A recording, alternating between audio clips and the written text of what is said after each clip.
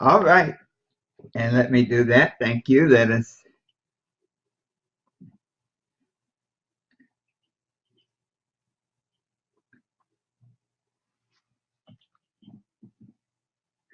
Wow. Thank you so much. This is Dr. Herbert Harrison.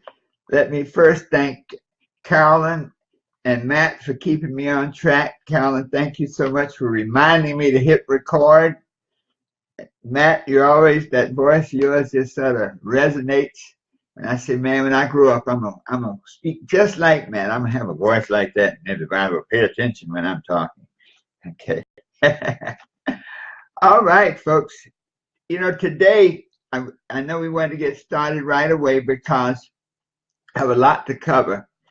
And our topic for today, this is Millionaire Mentorship call number 266. And our topic for today is 12 ways to improve your self-image. And one of the reasons that I wanted to focus on that is because we're at this portion of the year where we want to really make the rest of the year the best of this year. And when we think about that, we look at all of the ingredients for success. Very often we talk about the fact that to be successful, you must write your vision and make it plain, and you must develop a written plan, and then you must take action. But one of the interesting things is this: sometimes you do all of that, and yet you don't get the desired results.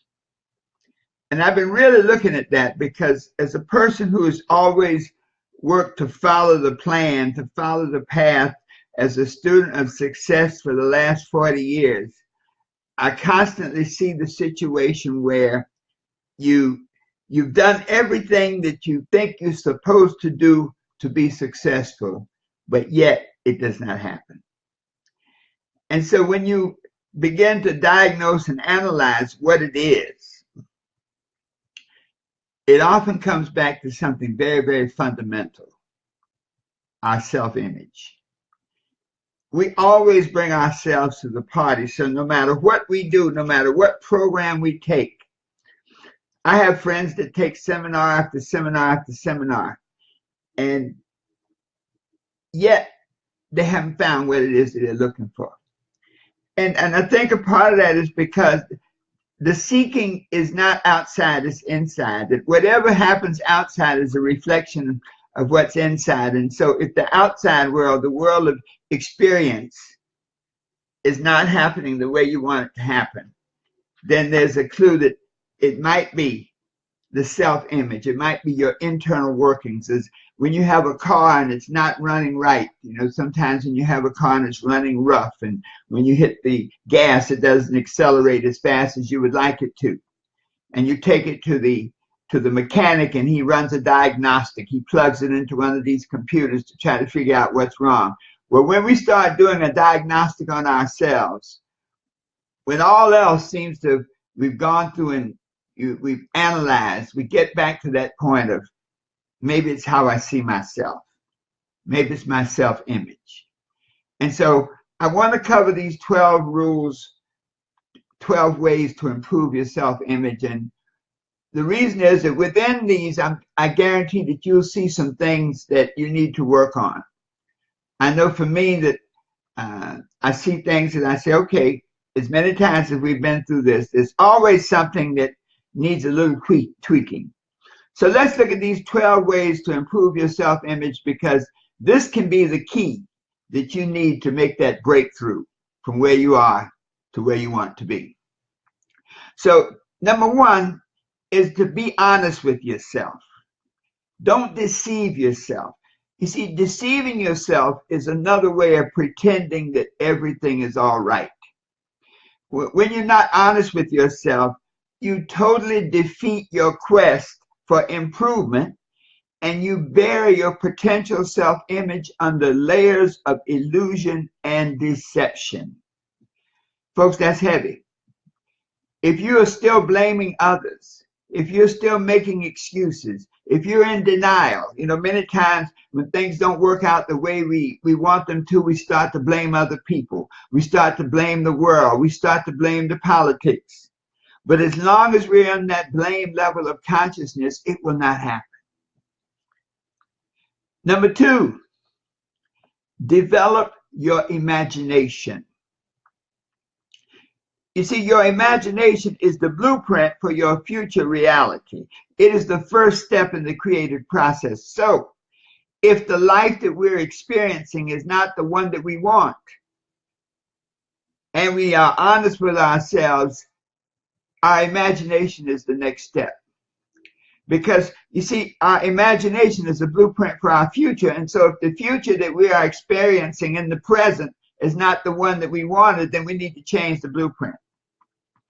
And our imagination is powerful because it can be expanded by our exposure. They often say the young man who has never left home thinks his mother's the best cook. A part of the success process is to be exposed to more things, to build your consciousness by seeing more, by doing more, by traveling, by meeting other people, by getting out of that self-consciousness. You see, if your self-image is not intact, there's a tendency to be timid and not want to meet new people. Some folks, you say, well, they're shy. Well, shyness can be an indication that the self-image is not intact. And so you may be fearful of new people. You may feel that you don't have what it takes to communicate with new people. And so by expanding your experience by exposure, you can build the foundation on which your imagination can thrive. We often say where there's no vision, the people perish. But they that keep the law, happy are they. The law is the law of manifestation, the first law of success, the law of thought and manifestation. So if you can think it, you can do it. If you can visualize it, you can become it. And so if the self-image is not intact, start to visualize yourself exactly the way you want it to be. Think about yourself the way you want to be rather than as you are. Visualize yourself, seeing yourself totally in the way you want to look, the way you want to talk, the way you want to walk. You see, through your imagination, nothing is impossible. And you can develop your imagination by reading stimulating material, by getting involved with exciting, successful people who can expand your realm of experience. Exposure is key. Meditate daily and engage in artistic endeavors. One of the things about striking out on your success journey is the people closest to you often see you making these changes in your life, often see you reading, often see you going out to new and different places, and they'll undermine it because you don't take them. They say, don't take a sandwich to a banquet. It's about personal growth, meaning you. And so once you begin to make that commitment to expand your imagination, go by yourself so that you can be totally unfettered by the old you. You see, the moment you travel by yourself, then you can be whoever you want to be. When you take other people with you, they confirm who you were. Once your vision, your thoughts about yourself is firmly grounded in your imagination, then whatever you see cannot fail to materialize. Where your imagination leads, your reality will follow. Number 3, be able to relax. Now, this is a subtle step here because so often we get so involved with activity, we work as they say, I worked my fingers to the bone. You see, relaxation is the key to stress reduction and to mental and physical regeneration. Once we become aware of the cycles, one of the basic principles is that all things have a season. Everything operates by cycles. And so if you exert too much energy consistently, you can burn yourself out. You see, Through relaxation, you can communicate with your subconscious mind and tap into that universal knowledge, wisdom, energy, and understanding. So you work real hard, but then you slow down and take a breath. Without the ability to relax, you can, over time, become victim to accumulated stress. And let me tell you something, folks. When you talk about he's a hard driver, people work so hard they have a heart attack. They create illness. They create stress. Well, relaxation is the key to solve that. You see, accumulated stress can lower your energy level, can impede your judgment, can actually cause physical illness. Simple tiredness can distract from your efforts and change the outcomes you experience. You know, when you're tired, when you see the athletes, you can always tell when the athlete's playing tired. You know, they're just like an eighth of a second behind. They missed the beat. They missed the ball. So being able to relax is key. Take a deep breath. Hold it. Let it out slowly. Number 4, to change and improve your self-image, have that winning feeling. The winning feeling is a strong, positive attitude of accomplishment. It's reflected in the way you walk, the way you talk, the way you act. When you have that winning feeling, people notice it and they're attracted to you. It's funny, when a person who has that feeling walks into the room, everybody notices. They start to look up at me and go, who's that? Well, do they have 2 heads? No, they walk in with a certain energy, with a certain aura. When people feel your energy, they become willing to aid and assist you on your path to accomplishment. Look at some of the people you meet who achieve greatness. They just radiate that energy. They have that feeling of success. Everyone loves a winner. Number 5, cultivate good habits. You see, we can do all of the other success requirements, but the bad habits can undermine our efforts. Habits are actions or behavior patterns that become automatic over time through frequent repetition and consistency. We were talking earlier about consistency. Well, consistency works both ways. You can have positive consistency, which brings about success, or you can have negative consistency, which brings about failure. For example, people who are consistently tardy will consistently miss the boat. So good habits are those which induce positive cycles of good health, to eat properly, proper rest, balanced diet, regular exercise, right thinking. By developing good habits, you establish a harmonic relationship with all that's good for you. And your body knows it, your mind knows it, and everything vibrates and operates in that harmonic pattern. G.D. Boardman said, sow an act and you will reap a habit. Sow a habit and you reap a character. Sow a character and you reap a destiny. Samuel Johnson said, the chains of habit are generally too small to be felt until they are too strong to be broken.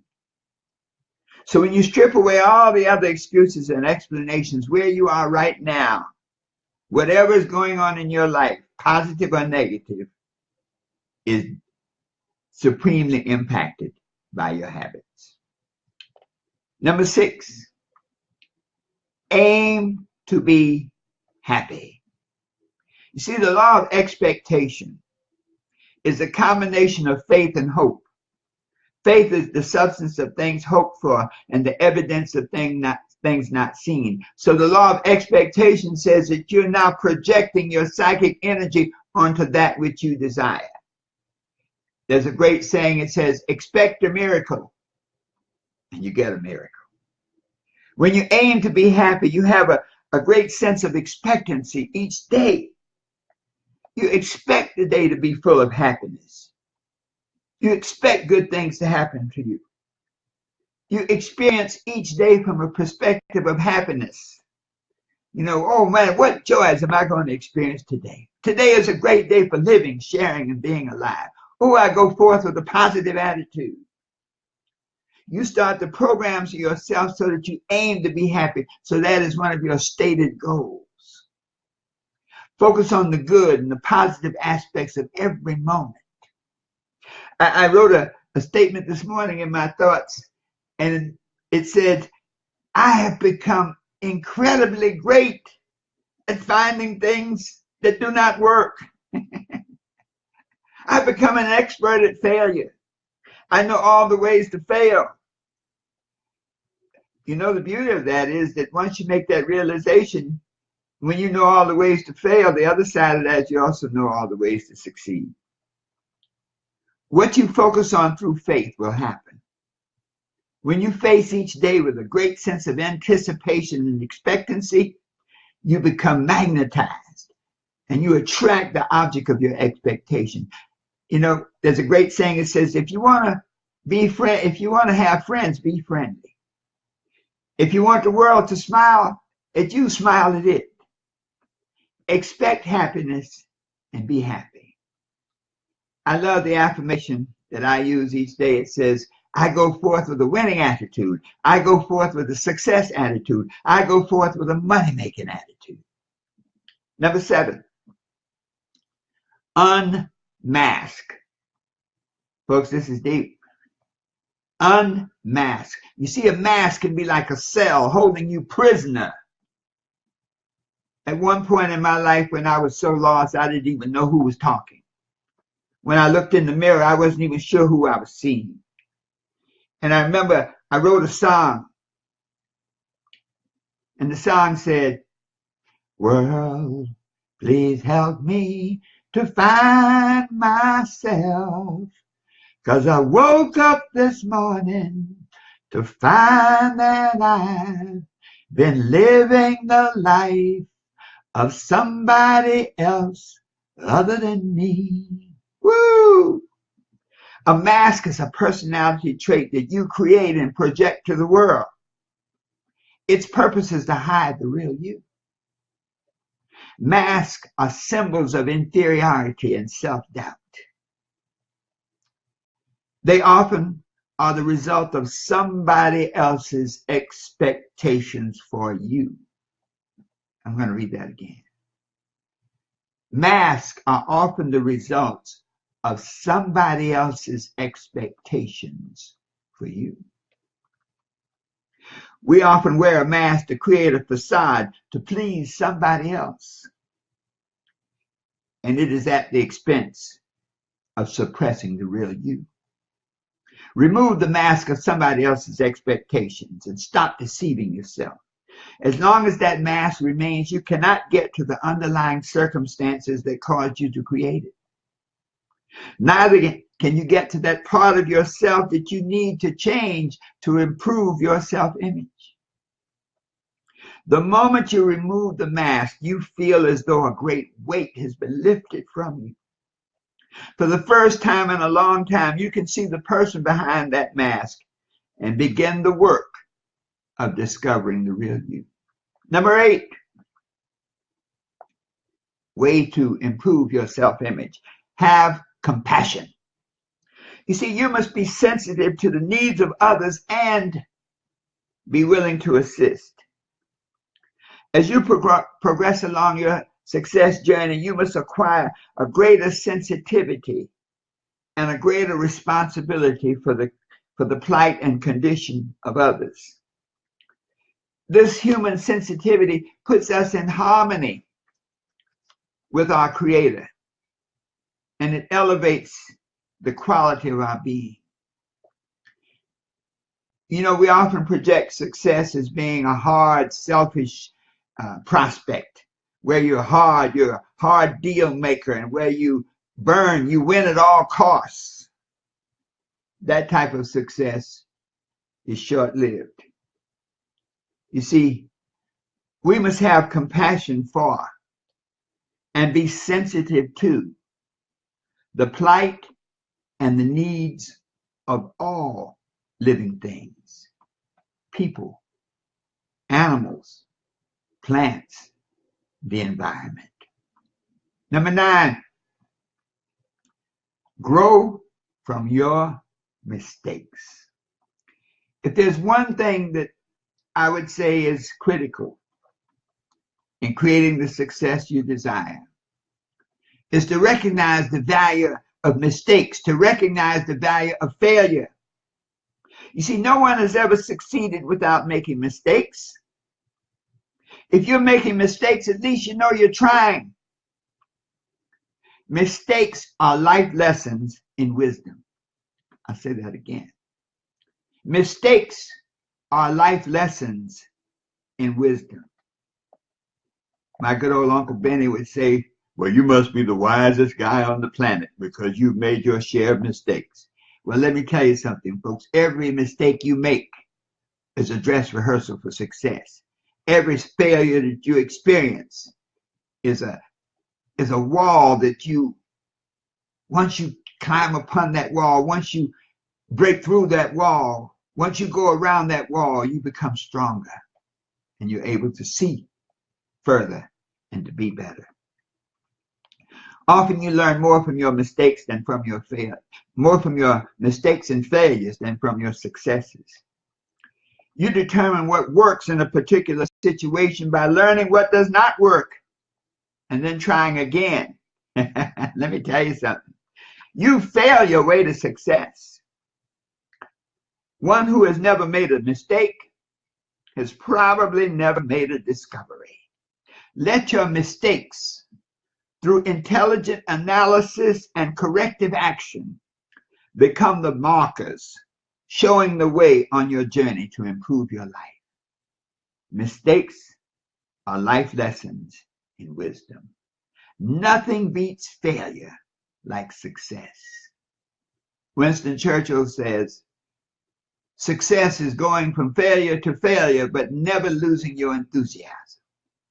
And that is the way life is. We go from failure to failure, but as long as we can keep that vision in our minds and in our hearts and in our consciousness, we're going to get there. Number 10, acknowledge your weaknesses. You see, any weakness or personal shortcoming that is not acknowledged cannot be overcome. And we know our weaknesses. We know what they are, but we hide them. We make excuses for them. We blame them on other people. Refusing to acknowledge your weakness causes rationalization and deception, and therefore it perpetuates the very condition that's undermining you. Number 11, be yourself. Being yourself and unmasking are two sides of the same coin. Because if you have a mask based on somebody else's expectations, you can never be yourself. People who pretend to be someone or something other than themselves never discover who they really are. When you try to be someone else, you become separated from your true self. As long as you're separated from your true self, your energies are diluted. A divided house cannot stand. A divided mind cannot function. As long as you're separated from your true self and your energies are diluted, then your personal magnetism is greatly diminished. And so the law of magnetism will not attract that you really want. It attracts confusion. It attracts delusion. When you are true to yourself, you're in harmony with yourself, with other people, and with the world around you. When you're true to yourself, you're like a magnet attracting good things into your space. When you're true to yourself, you're like a magnificent flower, just radiating and pleasing the world. Then finally, number 12, the 12th way to improve your self-image. Never stop growing. I'll say that again. Never stop growing. Life is a constant orchestration of growth through adversity and challenge. One of the most profound pains is the pain of childbirth. But one of the most profound joys is the joy of having a child and raising a child and seeing that child grow and become all that the child wants to be. And that is a model for the world. The nature of growth is challenge. Where there's no challenge, there's no growth. Everything in the universe goes about through challenge. It grows. The sun grows through challenge. The energy in the sun comes from the fusion process of the elements collapsing and being transformed into energy. The moment you reject the growth principle of life, you accept the static principle of death. The only way to attain good health, wealth, happiness, prosperity that you seek, that you deserve, is to grow into these qualities and attributes. In other words, we don't go into success. We grow into success. So it's not really a success journey. It's a success growth. It's a success transformation. To maintain the things that you desire, you must continue to grow in knowledge, in understanding, and consciousness. We often speak of the plateaus of life, that once you achieve certain things and you feel satisfied with yourself and you feel happy and content, but then after a while, as your exposure increases, as your imagination builds, you become aware of greater things, of higher steps and greater achievement, and then you become unhappy with where you are right now. And that challenge arises, and then you say, I want to go for more. I want to do more. I want to be more. Improving and developing your self-image into a positive, most effective tool is the best first step you can take in building the new you, the happy you, the powerful you, the wealthy you. It is upon your newly developed self-image that the foundation for the mansion of your dreams is built. If this foundation is built on doubt, fear, negativity, your mansion cannot stand. It's built on sinking sand. But if your mansion, your self-image, is built on truth, courage, compassion, self-confidence, and faith, your mansion stands on solid ground, and it will last forever. And so these 12 steps, these 12 ways to improve your self-image. 1, be honest with yourself.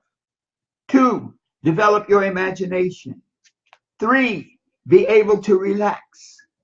4, have that winning feeling. 5, cultivate good habits. 6, aim to be happy. 7, unmask. 8, have compassion. 9, grow from your mistakes. 10, acknowledge your weaknesses. 11, be yourself. And 12, never stop growing. So imagine yourself to be a great artist, capable of creating a masterful, magnificent masterpiece. In addition to being the artist, you are also the work of creating the masterpiece. You can recreate yourself through changing your self-image to that of the person you really want to be, having the things you really want to have, doing the things you really want to do. But the journey is not easy.